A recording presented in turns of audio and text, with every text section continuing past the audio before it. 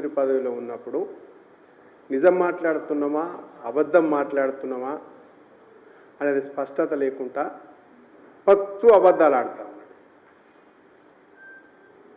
రాష్ట్రంలో ఇరగదీసినాం, రాష్ట్రంలో పొడి చేసినాం అని చెప్పేసి ఢిల్లీలో చెప్తా ఉన్నాడు.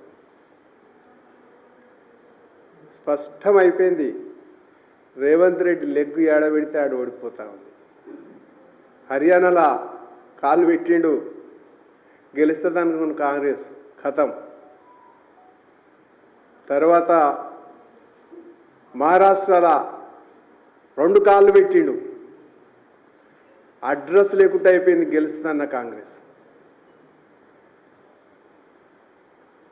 తర్వాత ఇంకొక ముఖ్యమైనటువంటి విషయం మీతోటి పాల్పంచుకోవాలి, మీడియా మిత్రులు కూడా గమనించాలి. అత్యధికమైనటువంటి డబ్బు మహారాష్ట్రకు ఎన్నికలలో హైదరాబాద్ నుంచి తరలిస్తుంటే పట్టుబడ్డది. చాలా అసెంబ్లీ కేంద్రాలలో కోట్లు కోట్లు డబ్బు. కాంగ్రెస్ పార్టీకి తెలంగాణ ఏటీఎంగా మారిపోయింది. అవినీతి సొమ్మునంతా ఎన్నికలకు పంపే ప్రయత్నం చేస్తారు. అయినా కానీ గెలవలేదు. రాహుల్ గాంధీ రేవంత్ రెడ్డి ద్వయం ఏదైతుందో ఐరన్ లెగ్స్ ద్వయం, వాళ్ళు ఏడ కాళ్ళు పెడితే ఆడు ఓడిపోవడం ఖాయం. వాళ్ళు ఏం మాట్లాడితే అది అబద్ధం. ఢిల్లీలో పోయేసి తెలంగాణ మోడల్ని ఢిల్లీ చేస్తా అంటారు. అసలు ఢిల్లీ స్టేటస్ ఏంది, తెలంగాణ స్టేటస్ ఏంది? ఢిల్లీ కేంద్రం నడిపిస్తూ ఉంటుంది సగం, రాష్ట్రం సగం నడిపిస్తూ ఉంటుంది. తెలంగాణ మొత్తం నీ చేతుల్లో ఉంటుంది. తెలంగాణలో నువ్వు ఇచ్చినటువంటి 6 గ్యారెంటీలు అమలు చేసినవా? రైతులకు రుణమాఫీ మొత్తం చేయలేదు. ఇప్పటి వరకు సంక్రాంతికి వేస్తున్నాడు, ఏందది? రైతు భరోసా, దాని గురించి దిక్కు లేదు, దివానా లేదు. తర్వాత మహిళలకు ఉచిత ప్రయాణం అని చెప్పినావు, బస్సులని క్యాన్సిల్ చేసినావు. ఇప్పటికి ఆర్టీసీ అప్పులలో తగలబడిపోతూ ఉంది. ఆర్టీసీకి ఇంతవరకు ₹1 ఇయ్యలే. పెన్షన్దారులు అందరూ చెప్పులు అరిగేటట్టు సెక్రటరీ చుట్టూ తిరుగుతూ ఉన్నారు బెనిఫిట్స్ కోసం, ఏ ఒక్కరికి కూడా ఇవ్వలే. నువ్వు ఇచ్చినటువంటి హామీని ఏది కూడా అమలు చేయకుండా 6 గ్యారెంటీలు అన్నీ కూడా శాంపిల్ ఇంప్లిమెంట్ చేసి ఇవాళ నువ్వు ఢిల్లీలో కూడా మహిళలకు ఎంత 8,500 ఏదో ఇస్తామంటున్నారు. తెలంగాణలో ఇచ్చినవా నువ్వు? మహిళలకు 2,500 నెలకు, ₹1 ఇవ్వాలి ఇప్పటి వరకు. ఇప్పుడు ఢిల్లీలో అదే పథకాన్ని అమలు చేస్తా అంటున్నావు. నిరుద్యోగ భృతి ఇక్కడ ఇచ్చినవా? ₹1 ఇవ్వలే, దాని గురించి చర్చనే చేయలే. బ్యాక్వర్డ్ క్లాసులకు 42% రిజర్వేషన్ ఇస్తున్నావు. నీకు ఇచ్చినటువంటి ప్రతి పార్లమెంటుకు 2 అసెంబ్లీలు అని చెప్పి తీర్మానం చేసినావు. సిగ్గు లేకుండా మొత్తం 1 సీటు కూడా ఎక్కువ సీట్లు ఇవ్వకుండా దాన్ని కూడా మోసం చేసినావు. మీ ఏఐసిసి చేసిన తీర్మానాన్ని కూడా ఉల్లంఘించేసినావు.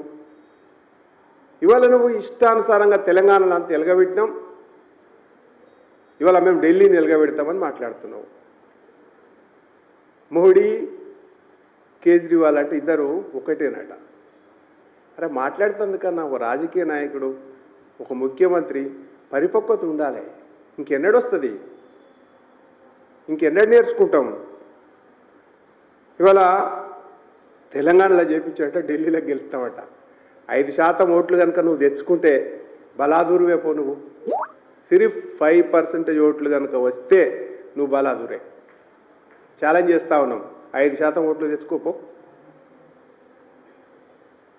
అతి గతి లేదు, నీకు దిక్కు దివాన క్యాండిడేట్సే దొరుకుతలేరు, బదిలాడుకుంటున్నావు. నువ్వు ఇలా బీజేపీని ఓడగొడతా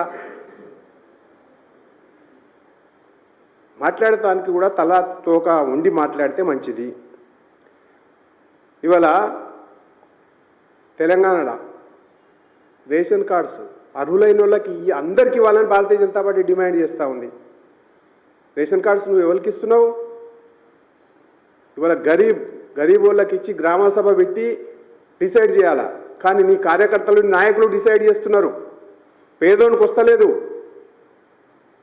ఇన్కమ్ ట్యాక్స్ కట్టేటోనికి, కార్లు ఉన్నోనికి రేషన్ కార్డు ఇచ్చి ఎస్సీ ఎస్టీ బీసీ వాళ్ళకి ఇలా రేషన్ కార్డు ఇస్తలేవు. ఏమంటున్నారంటే ఇవాళ అబద్ధాలు చెప్తూ ఫస్ట్ ఫేజ్ ఇళ్ళకి ఇస్తాం, సెకండ్ ఫేజ్ ఇంకోళ్ళకి ఇస్తామని చెప్పేసి మాట్లాడుతున్నాం. మొత్తం దందాలు నడుస్తున్నాయి ఈ ఊర్లల్లో.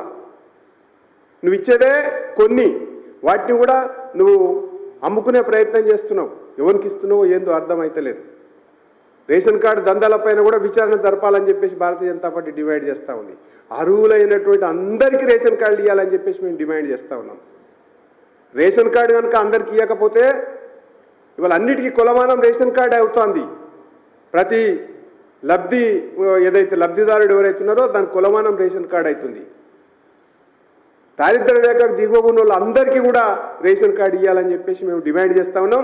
దానికి గ్రామ సభలు పెట్టి కింది నుంచి రివర్స్లో ఇవ్వాలి తప్ప నువ్వు నీ అనుకున్నోనికి డబ్బులున్నోనికి ఇచ్చేసి పేదవాన్ని కడుపు కొట్టొద్దని చెప్పేసి భారతీయ జనతా పార్టీ డిమాండ్ చేస్తూ ఉంది.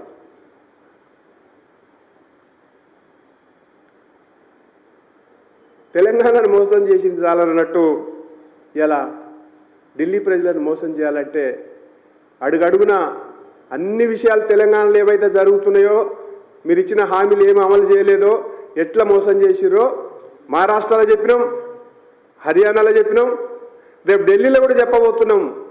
మీ మోసాలని, మీ భాగోతాలని బయట పెడతాం. జోక్ ఒకటి మన తెలంగాణలో ఒక సామెత కూడా గుర్తుకొస్తుంటుంది ఎప్పుడు. ఉట్టికి ఎగరనోడంట ఉట్టికి ఎగరనోడు స్వర్గానికి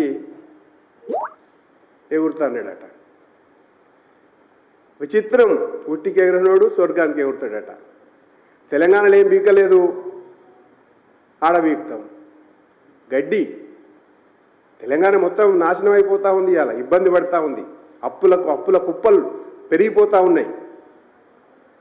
నువ్వు దీన్ని బాగుపడుతుంది, నీ దగ్గర ప్రణాళికలు లేవు. మరి ఢిల్లీని భుజాన్ని వేసుకొని వాళ్ళకి పైసలు పంపడం కోసం ప్రయత్నం చేస్తూ ఉన్నాం. కాబట్టి ఇది చాలా, ఈ విషయాలన్నింటినీ కూడా తెలంగాణ ప్రజలు కూడా గమనిస్తుర్రు.